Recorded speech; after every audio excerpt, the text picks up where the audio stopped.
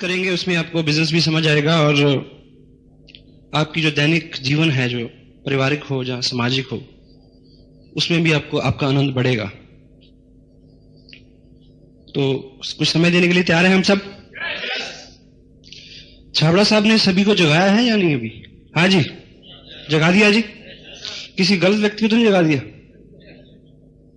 एक बार यहां से कश्मीर मेल चलती है जी, अपना नई दिल्ली से अमृतसर के लिए रात को 10:30 बजे। सियालदा है या कश्मीर मेल है? 10:30 बजे चलती है गाड़ी। एनीवे, जम्मू तभी है, अमृतसर जाती है। हाँ जी, जम्मू जाती है। हाँ, उसी गाड़ी का किस्सा है कि एक सज्जन थे, वो टिकट लेके लेट गए स्लीपर के ऊपर और उन्होंने बोला कि भाई मुझको अमृतसर जाना। गाड़ी वो अमृतसर खत्म होती है सुबह 5 बजे जाके, फ्रंटियर शहर। Thank you. तो उन्होंने बोला कि टीटी को ऐसा कि भाई मुझे जाना है अमृतसर और सॉरी, उन्होंने बोला कि मुझे अंबाला उतरना है और ट्रेन जाएगी अमृतसर और मुझको जगा देना सुबह जब अंबाला पहुंचेगी करीब 2 बजे।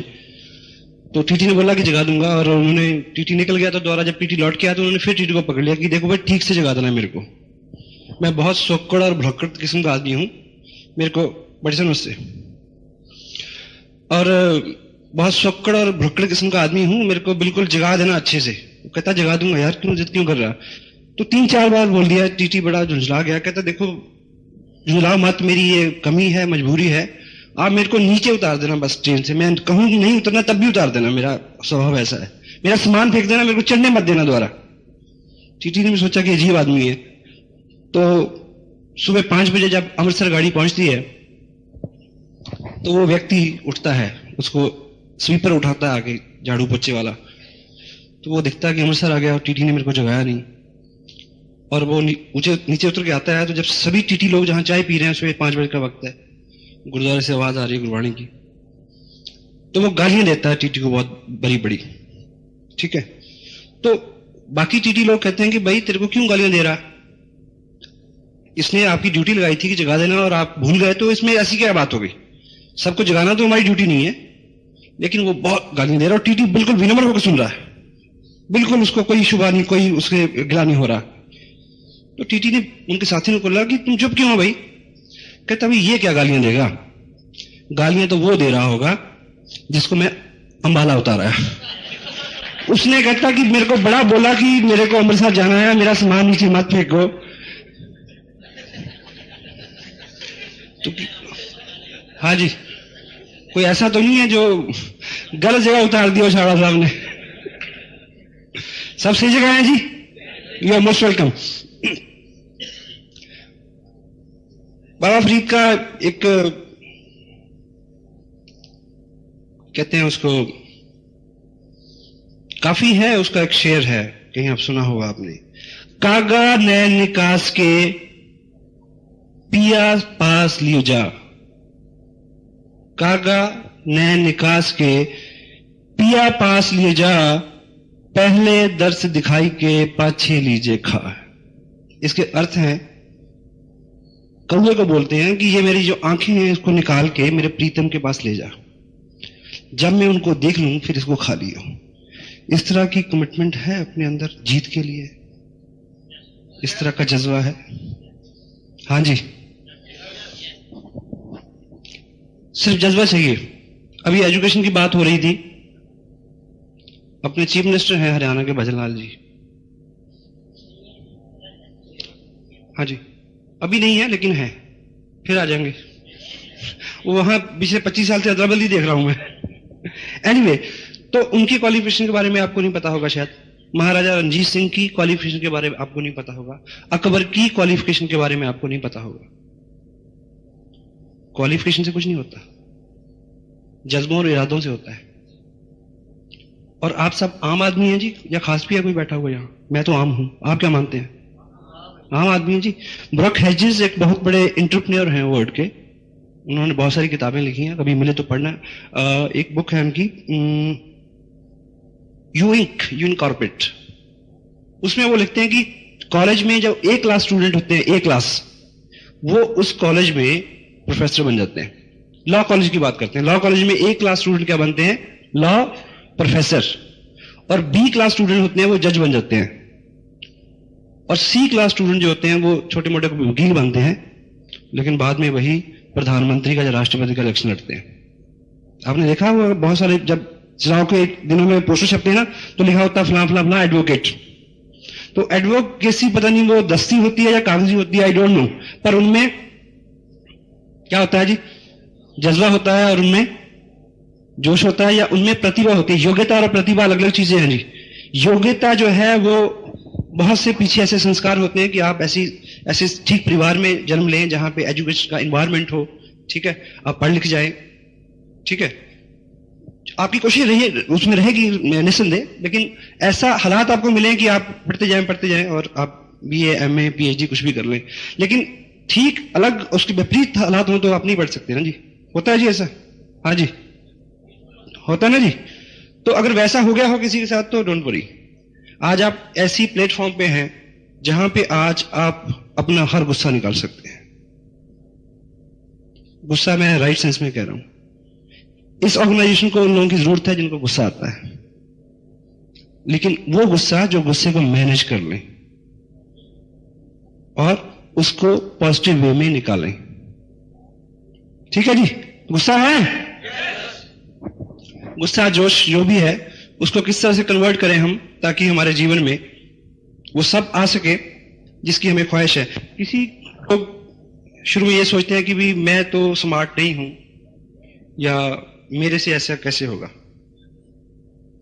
अभी सुरेश भाटिया जी स्टेज पे थे, उनको भी किसी ने स्पॉन्सर किया है, और जिन्होंने स्पॉन्सर किया है वो शायद एक आम सा आदमी हो, वो शायद इस फंक्शन में भी ना हो, और मुझे भी किसी ने स्पॉन्सर किया है। यस, यही बात है। तो यदि आप चलते रहेंगे तो आप भी कभी ना कभी सुरेश भाटिया और अत्री जी और विनोद जैसी किसी व्यक्ति को स्पॉन्सर कर देंगे। चलते रहेंगे, तब चलते रहेंगे जी, चलते रहना है। और मेरे को बड़ी खुशी हो रही है इस बात की कि आप सब लोग, विनोद जी और अत्री जी, ऐसे लीडर की सशक्त लीडरशिप, डायनेमिक लीडरशिप के साथ के नीचे अनुभवी लोगों के साथ काम कर रहे हैं।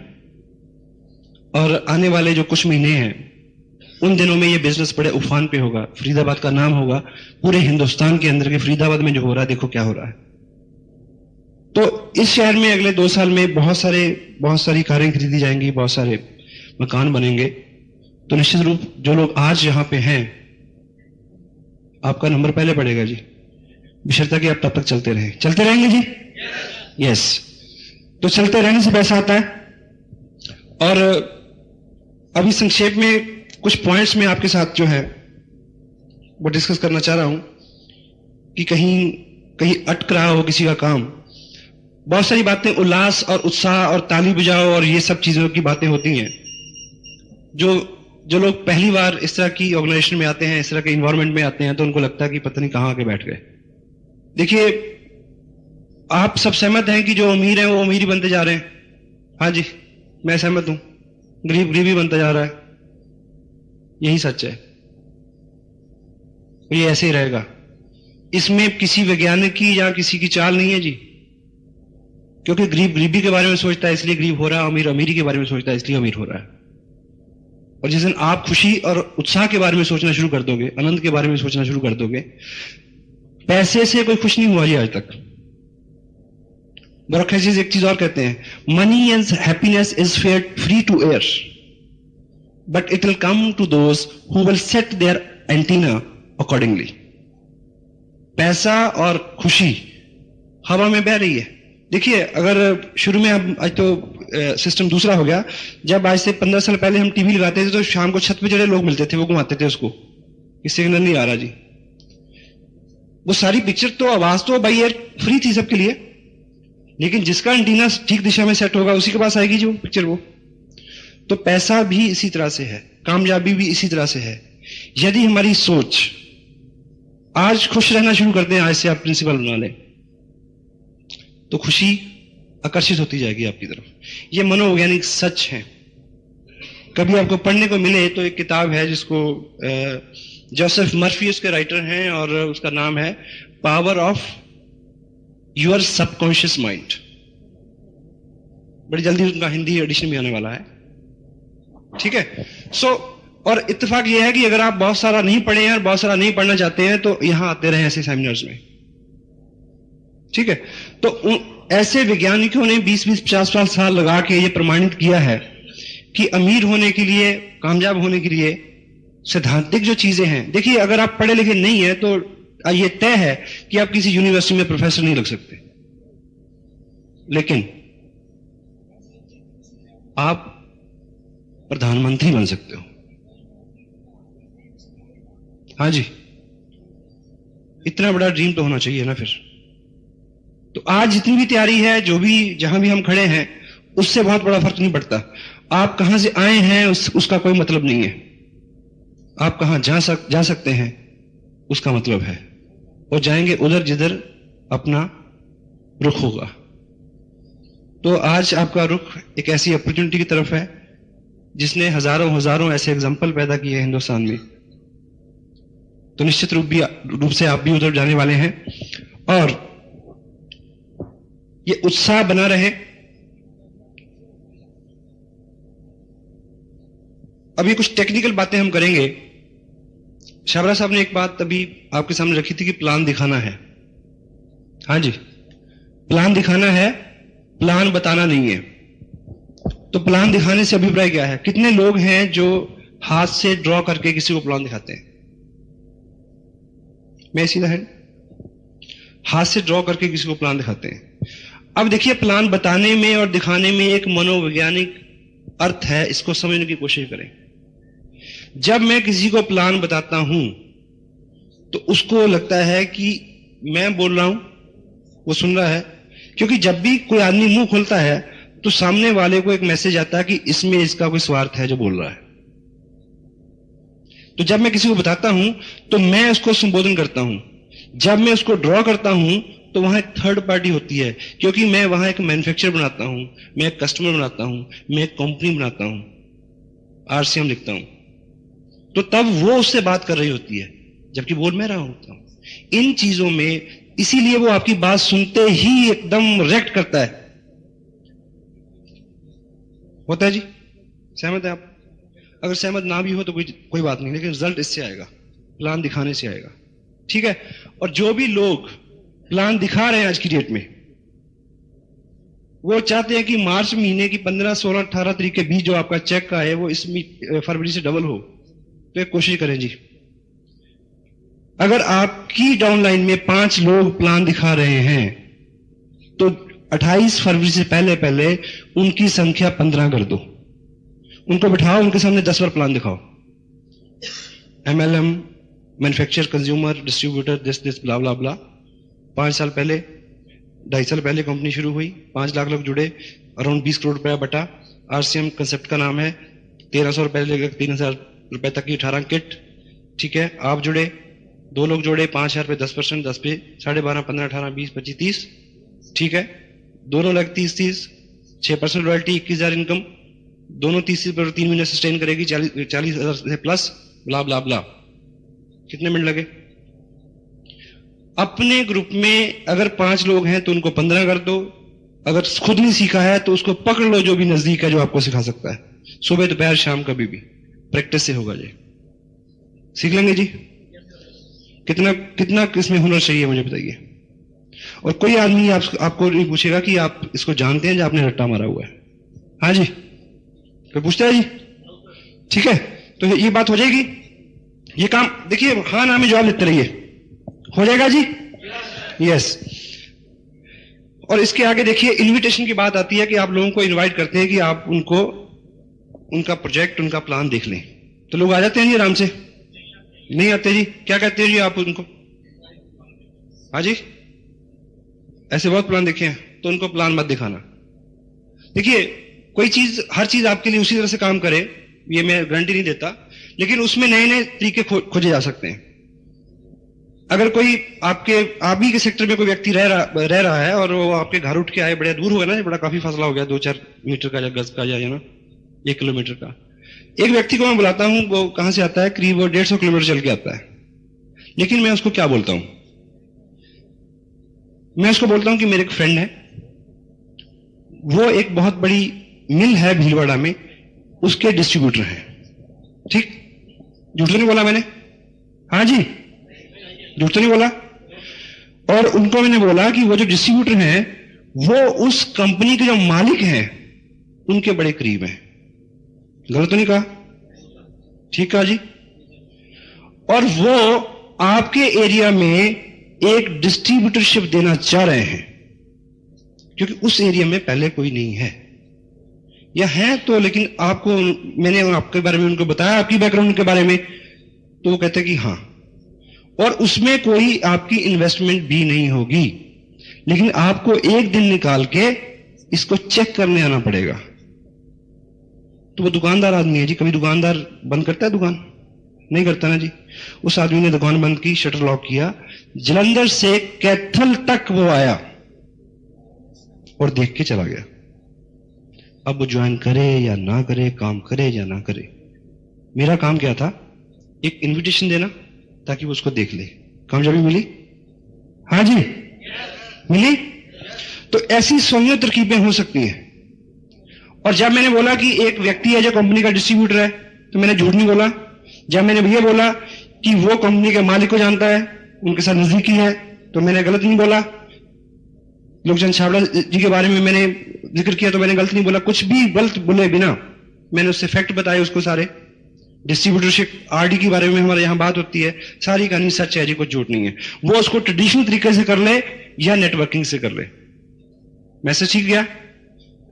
और दूसरा क्या है, मैं ये मानता हूं, आप कहीं भी जाओ तो आपको लोग कहेंगे कि यहां नहीं, यहां तो बहुत सारी कंपनियां आई, यहां तो माहौल बहुत खराब हो गया, ऐसा लोग बोलते हैं जी। ये हर जगह है। और मैं इस पीरियड को नेटवर्क के लिए सबसे हेल्दी समय पीरियड मानता हूं जी, क्योंकि लोग ऊब चुके हैं गलत चीजों से।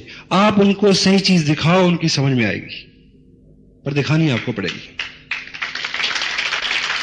यदि आप ये मान चुके हैं कि बहुत कुछ हो चुका है, बहुत सारी कंपनियां आ चुकी हैं, जा चुकी हैं, ये है, ब्ला ब्ला ब्ला ब्ला, तो आप घर बैठोगे। आपको यह विश्वास होना चाहिए कि आपके पास जो चीज है वो इस धरती पे सर्वश्रेष्ठ चीज है। आप जो नेटवर्किंग के माहिर हैं, आप मेरे सामने बिठाओ उनको किसी में से। इससे बढ़िया प्लान पी, किसी और कुछ और पीने की बात मैं नहीं कर रहा। Plan, product, paid out, RCM से बढ़िया कहीं नहीं हो सकता। क्योंकि प्रोडक्ट इतना ड्यूरेबल है, इतना ड्यूरेबल प्रोडक्ट है, टैक्स का कोई झंझट नहीं है, हर आदमी की प्राथमिक जरूरत है। ठीक है, तो आसान हो गया। लेकिन आप ये विश्वास मान के चलें कि इसके बारे में किसी को कुछ पता नहीं है, तो आपका काम होगा। यहां कितने का टिकट लिया जी आपने आते हुए? 30 रुपए का। मैंने भी 30 का लिया है। और यहां कोई मित्र ऐसे हैं जिनको लगा हो कि यार ये तो लूट लिया इन्होंने? हाँ जी सर। देखिए, ये जो बिजनेस है, आप एक इंडस्ट्री के मालिक हैं। आपको मैं एक एग्जांपल लेता हूं। अगर आप फरीदाबाद में कहीं, अगर फरीदाबाद में आपने कहीं एक फैक्ट्री लगानी हो जिसमें 2 करोड़ रुपया लगता हो, तो आपको आपके घर के बगल के बिल्कुल बगल में जगह मिल जाएगी जी? नहीं मिलेगी ना। तो 5, 10, 20 किलो 25 किलोमीटर बाहर मिलेगी। आप 2 करोड़ रुपया लगाएंगे वहां, 50 लाख अपना, 50 लाख बैंक का, 50 लाख दोस्तों का, 50 लाख रिश्तेदारों का, इस तरह से लगते हैं पैसे उसमें। ठीक है। और जब आप उसको रन करोगे तो घर से फैक्ट्री तक किससे जाओगे जी? पैदल? हाँ जी, गाड़ी से, स्कूटर से। तो वो 2 करोड़ की इन्वेस्टमेंट की जो इंडस्ट्री है, वो 1-1.5-2 लाख रुपए महीना आपको दे सकती है। लेकिन वो 2 करोड़ रुपए इन्वेस्ट करने के बाद भी रनिंग एक्सपेंस, पेट्रोल, वो सब चीजें तो आपको जेब से खर्च करनी है जी। ठीक है। तो 2 लाख रुपए की इनकम लेने के लिए यहां केवल रनिंग एक्सपेंस ही तो लग रहा है, इन्वेस्टमेंट तो है ही नहीं। अगर वो भी आप करने के लिए तैयार नहीं है, सॉरी। हाँ जी, इतना तो हम सब कर सकते हैं जी, नहीं कर सकते? ठीक है। और एक चीज बताइए, फरीदाबाद में कितने न्यूज़पेपर आते हैं सुबह? अगर न्यूज एजेंसी पे जाओ तो आप, चंडीगढ़ में करीब 17 पेपर आते हैं जी। हाँ जी, यहां भी इतने आते होंगे जी। और चंडीगढ़ में हिंदुस्तान टाइम्स जो है करीब 18 से 24 पेज के बीच में होता है, 4 पेज कलर होते हैं। शनि और शुक्रवार को भी उन्होंने 4 एडिशन कर दिए हैं। उसकी कीमत ₹1 जी। जो डाल के जाता है उसको चौनी मिलती है, जो एजेंसी मालिक है उसको चौनी मिलती है, जो एजेंसी तक पहुंचा के जाता है उसको चौनी मिलती है, जो उसके ऊपर खर्च आता है रैप करने का, बांधने का, बंडल बनाने का, वो सब उसमें भी खर्चा होता है। तो आप मेरे को ये बताओ कि प्रेस से वो न्यूज़पेपर कितने का चला होगा? हाँ जी, मान लीजिए कि 0 में चला हो, ठीक, लेकिन आपसे उन्होंने ₹1 लिया, तो वो ₹1 भी तो छोड़ सकते थे ना। हाँ जी, सपोज कल से न्यूज़पेपर आ जाए, हो जाए फ्री सारे, ₹1 भी ना ले, तो आपके घर में कितने न्यूज़पेपर आएंगे जी? 17 आएंगे। तो कितने पढ़ोगे? एक भी नहीं पढ़ पाएंगे। तो वो ₹1 इसलिए लेते हैं कि ताकि आप उसको पढ़ें।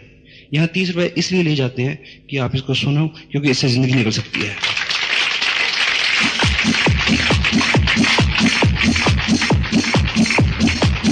एक पिछले टाइम में राजा होते थे जी, राजा के साथ जहां एक ज्ञानी पुरुष होता था, जैसे अकबर के साथ बीरबल था। तो वो जो ज्ञानी पुरुष था, राजा ने बोला कि भाई ऐसा है कि आप वृद्ध हो गए हैं, ऐसा करो कि जितना भी ज्ञान आपके पास है वो लिख दो, ताकि आने वाली जो जनरेशन हैं उसके वो काम आ जाए। उन्होंने लग के 10, 15, 20 ग्रंथ लिख दिए। तो राजा ने बोला कि इतना टाइम आगे किसी के पास हो या ना हो, आप इसको थोड़ा कंपाइल करो, कम करो इसको। उन्होंने एक किताब लिखी, बोला कि इतना भी नहीं, आप 1 पेज में करो इसको। 1 पेज में भी कर दिया। कहते नहीं जी, 1 शब्द लिखो, बस 1 वाक्य में पूरा करो। तो उन्होंने लिखा, there is no free lunch. यहां कुछ भी मुफ्त नहीं होता इस दुनिया में, क्योंकि जो भी मुफ्त होता है उसकी कीमत नहीं होती। वो चीज बिकती नहीं है जिसकी कोई कीमत नहीं है। एग्री है? और दूसरी बात है कि कंपनी, आप मेरे को एक सज्जन कहते हैं कि ये जो किताब आप ₹20 की देते हो, कि कंपनी ₹20 की किताब नहीं दे सकती? मैं कहा बिल्कुल दे सकती है। और जो ₹25 की टेप है, ये कंपनी नहीं दे सकती? दे सकती है जी। तो मैं कहा कि मैं ऐसा सजेशन भेजता हूँ, रिक्वेस्ट करता हूँ कि शायद वो अगली बार से फ्री आ जाए आपके पास। पर मैं कहा मेरे को एक चीज बताओ, यदि ये कंपनी सब दे दे आपको, तो जो 41% बोनस मिल रहा है वो 30% रह जाएगा। कहता जी कोई बात नहीं। मैं कहा ठीक। मैं कहा 2 साल बाद आपको चेक अगर आए 2 लाख का, लेकिन इस तरह से ये प्रयोग करने से आए 31,000 का, तो कितने का घाटा हुआ जी आपको? तो अभी फिर ₹40 खर्च लो तो क्या दिक्कत है कि 1,40,000 का घाटा खाना है 2 साल बाद? हाँ जी। तो कंपनी तो सब कुछ कर सकती है जी। कंपनी तो पहले भी बहुत कुछ कर रही थी। कंपनी को आपके शरीक होने की जरूरत नहीं है जी। हमें इस तरह की कंपनी की जरूरत है जिससे हमारे घर में खुशहाली आ सके। और बहुत सारी कंपनियां हैं, वो बहुत कुछ देती हैं। देखिए, ये उल्टा बिजनेस है। अगर जब भी कोई आदमी इस बिजनेस की कंपैरिजन बाहर वाले बिजनेस से करता है, तो उससे एक ही बात पूछ लो जी, कि वहां कपड़ा खरीदने से पैसे नहीं मिलते। उल्टा हो गया ना? तो इसलिए यहां सब कुछ उल्टा है। बर्दाश्त करें, थोड़े दिन हमारे साथ रहें, आप कंफर्टेबल हो जाओगे। आज तक कपड़ा, देखिए मान लीजिए आपके ससुराल की दुकान है कपड़े की, तो आपको सारी उम्र कपड़े फ्री मिलेंगे जी? बिल्कुल मिलेंगे। हिंदुस्तान में ऐसा होता है। लेकिन फ्री कपड़ा लेने से आप कितने अमीर बन जाओगे 30 साल बाद, मुझे बताइए। हाँ जी। लोग अगर ये कहते हैं कि महंगा कपड़ा, सस्ता कपड़ा, फ्री कपड़ा लेने से कोई अमीर बन जाएगा जी? तो कौन सा कपड़ा लेने से अमीर बनेगा? RCM का। तो जितने भी प्रश्न हैं घूम फिर के वहीं आते हैं कि ये टोटल इंडस्ट्री है, इसको अगर हम बाहर से कंपैरिजन करते हैं, जो आप करते हैं, जो कोई करता है, तो पीछे लौट के ये देखने की जरूरत है कि यहां पे हर चीज उस एंगल से नहीं देखी जाती जिस तरह से हमारी ट्रेनिंग है। लेकिन हम आपसे खफा नहीं है, किसी नए व्यक्ति से हम खफा नहीं है, क्योंकि उसकी ट्रेनिंग ऐसी है। आप में इतना मादा, इतना पेशेंस होना चाहिए कि आप उनको वो सब दिखाएं कि वो समझ सकें। एग्री? Yes, thank you. इसको ड्रॉ करके दिखाते हैं तो थर्ड पार्टी अप्रोच काम करती है, ठीक है? और आप आज बिजनेस ज्वाइन करते हैं, वर्ल्ड वाइड एक बहुत बड़े लीडर हैं इस तरह के नेटवर्क कंपनी को लेके, जहां कहीं से उनका अपना एक्सपीरियंस है। उनका जो मानना है, और आपके सामने भी, आपकी ऑर्गेनाइजेशन में कोई ऐसा आदमी आया होगा जिसने साइन किया होगा, साइन करते उसने बोला कि भी ये बताओ कि जबलपुर में कैसा चल रहा है बिजनेस, मेरे वहां ससुराल है। फिर वो पूछेगा दिल्ली में बताओ, वहां तो मेरा कजन रहता है। चंडीगढ़ में कैसा है जी? यहां तो मेरे बहुत लोग हैं जी, 250 लोगों की तो लिस्ट मेरे तकिए के नीचे पड़ी है। ऐसा कोई आदमी मिला? मिलता होगा। और वो तीसरे दिन आपको नजर नहीं आएगा, आप ढूंढते रह जाओगे। हाँ जी, इसमें दोष किसका है जी? उसका नहीं, उसने एक सामान्य सी गलती की जाके। क्योंकि इस बिजनेस में एवरेज आदमी, जो नया आदमी जिसने साइन किया है, वो उसकी उम्र पता कितनी होती है जी? टिल 3 नोस, जब तक 3 लोग उसको मना ना करते उतनी उसकी उम्र होती है। और जब उत्साह से देखता है, जाते 3 लोगों से बात करता है। क्योंकि जब वो प्लान देखता है ना, तो उसके नजर में 2-3 लोग, आपने जब पहले प्लान देखा था, वो आपकी नजर में 2-4 लोग आ गए थे देखते देखते। अगर गर्म गर्म आप उनसे बात कर देते, वो कहते कि हट क्या ले आया यार, बहुत सारी कंपनी आई और गई, तो आप आगे कुछ करते? बड़ा मुश्किल था। तो किसी भी व्यक्ति को इस एक्टिविटी से रोकना, जबरन नहीं, जबरन रोकोगे तो मुश्किल हो जाएगी। दीवार पे पेंट लगा होगा ना जी, तो वहां अगर लिखा जाए कि मत छूए, ताजा पेंट है, तो आप छू के देखते हैं ताजा है या नहीं है। चारों साहब बताते हैं कि कहीं लिखा होता है कि यहां वो ना करें, गधे का पूत वो कर रहा है, तो आदमी को सिग्नल हो जाता है कि यार यही ये करने की जगह हुई, शायद रिवर्स रहता है ना जी। तो उसको पूछिए कि आपकी नजर में 2-4-6 लोग आ रहे हैं अभी जी, चलिए मैं मिलता हूं उनसे, ये कहना पड़ेगा। क्योंकि आप उसके लिए क्या हो? Third party approach. अब थर्ड पार्टी अप्रोच कैसे होती है जी? मान लीजिए एक मिस्टर एक्स हैं, आप ऊपर आ जाइए जी। आप शाहरुख खान थे ना अभी थोड़ी देर पहले, बड़े लकी हैं आप, दोबारा मुलाकात हो रही है आपसे। शुभ नाम आपका? मोहम्मद हारून। मोहम्मद हारून। हारून साहब, ऐसा है कि मान लीजिए हारून साहब एक डॉक्टर हैं, ठीक है, रोल ठीक है, पहले वो शाहरुख खान तक आप डॉक्टर, ठीक है। मान लीजिए, देखिए बड़ा सीरियस पॉइंट है, ये डॉक्टर हैं और इन्होंने प्लान देखा, इन्होंने ज्वाइन कर लिया, इनको बड़ा अच्छा लगा, इन्होंने प्लान देखा, इनको बड़ा अच्छा लगा, ये एक्साइटेड है। अब ये अपने दोस्तों से बात करना चाह रहे हैं, वो भी डॉक्टर हैं या वो उनके क्लाइंट हैं, जो भी हैं। उनके दोस्त इनको एक माहिर डॉक्टर तो मान सकते हैं, एक बिजनेसमैन नहीं मान सकते। हाँ जी, नहीं मानते ना, क्योंकि इस इंडस्ट्री का इनके पास कोई स्किल नहीं है। और मैं हूं इनका स्पॉन्सर, मैंने इनको साइन कराने से 2.5 मिनट पहले ही साइन किया था बाहर कार में, ठीक। और अगर मैं इनके किसी फ्रेंड को मिलता हूं, ये उनको ये बताएं कि ये जो सज्जन है ये इस बिजनेस के बारे में कुछ जानता है, तो वो डॉक्टर जो है ना, उसके लिए मैं क्या हुआ? Third party approach. मेरे सामने वो चू नहीं करेगा, और अगर वो साइन करेगा तो ज्वाइन कहां होगा? अभी हम जो बात करेंगे उसमें आपको बिजनेस भी समझ आएगा, और आपकी जो दैनिक जीवन है, जो पारिवारिक हो या सामाजिक हो, उसमें भी आपको आपका आनंद बढ़ेगा। तो कुछ समय देने के लिए तैयार हैं हम सब? छाबड़ा साहब ने